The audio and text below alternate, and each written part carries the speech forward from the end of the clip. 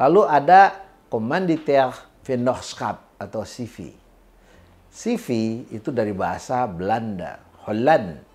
Ya, dasar hukumnya adalah Kitab Undang-Undang Hukum Dagang, pasal 19, 20, dan 21. Apa arti dari CV? Commanditaire. Ya, Commanditaire adalah mitra atau sekutu pasif. Dia merupakan bentuk badan usaha di Indonesia yang menggabungkan dua jenis mitra, yaitu mitra aktif atau pengurus aktif, kita sebut juga pengelola usaha, dan mitra atau sekutu pasif alias mereka yang tidak aktif dalam pengelolaan operasional harian, namun punya saham di situ. Apa itu punya saham maksudnya? Dia taruh modal. Jadi bayangkan begini, bila Anda seorang investor punya duit, Anda cuma mau sebatas taruh saham di situ, lalu perusahaan akan menggaji direktur untuk mengelola. Lalu ada orang yang bilang, saya mau jadi pemilik juga Pak. Oke, tapi saya nggak punya uang buat jadi modal. Maka dirikanlah CV. Yang punya duit itu menjadi sekutu pasif, mitra pasif, dia cuma naruh duit aja. Yang nggak punya duit tapi punya tenaga, dia jadi pengurus aktif, pengelola usaha. Lalu, bagaimana itu pembagiannya? Ya sesuai kesepakatan. Di mana mitra pasif hanya menyediakan modal untuk perusahaan dan tidak terlibat langsung dalam pengambilan keputusan atau pengelolaan perusahaan. Peran utama sekutu pasif adalah sebagai investor yang menyediakan dana untuk membiayai operasional perusahaan. Nah, badan CV kepemilikan perusahaan sepenuhnya harus dimiliki oleh warga negara Indonesia atau WNI.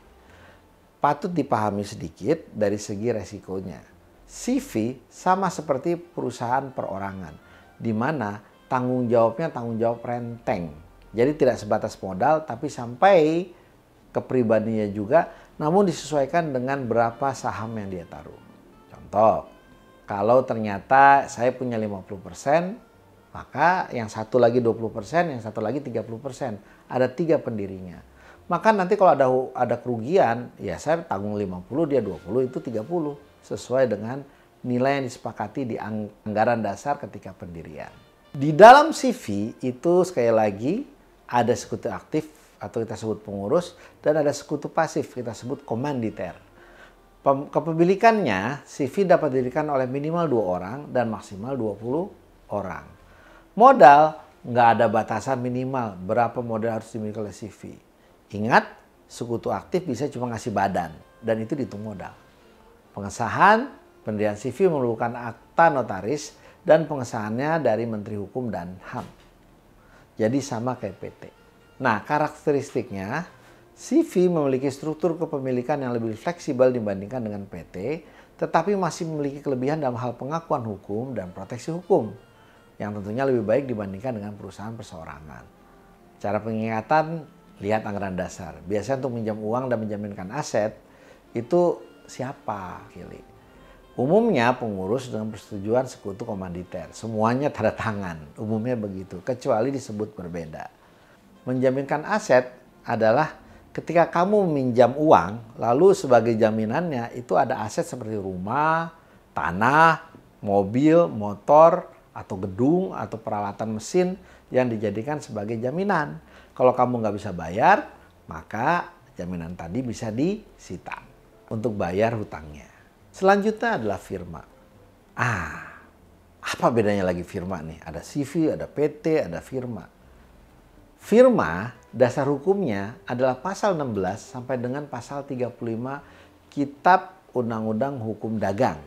Jadi mirip dengan CV ya. Kalau kita lihat urutan angkanya, ini berarti kelanjutannya CV adalah firma. Kata firma itu kalau bahasa Inggris itu firm.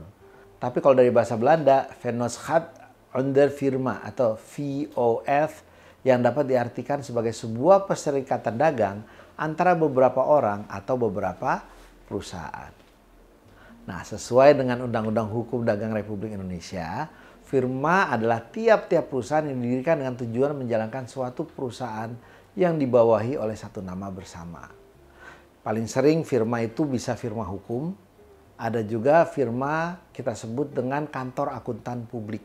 Itu namanya firma biasanya. Jadi mereka pakai nama kantor akuntan publik Bunaya Ibu Nadif dan Zarbi. itu berarti pemilikannya pakai nama 4 orang itu. Kalau ditanya siapa yang punya, kita sama-sama numpang pakai nama bareng. Lalu kita kompakan.